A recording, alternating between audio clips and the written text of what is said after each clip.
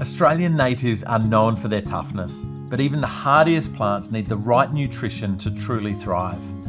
With balanced feeding and the support of beneficial microbiology, natives can go beyond surviving, producing stronger growth, vibrant foliage and beautiful blooms. Bush Tucker is a complete organic-based boosted fertiliser specifically designed to meet the specialised needs of all Australian native plants.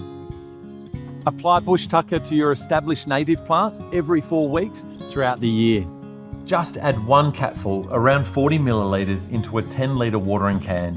Then top it up with water to dilute. The microbes within strikeback for orchids are in a sleeping state until diluted, so be sure not to miss this step.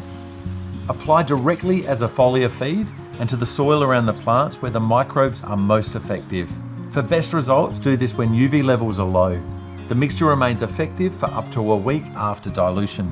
Developed with native plant expert Angus Stewart and soil scientist Simon Leake, Bush Tucker is an organically based, nutrient-rich fertiliser, boosted to deliver a complete range of essential nutrients with added trace elements to safely lock up phosphorus, making it ideal even for the most phosphorus-sensitive varieties.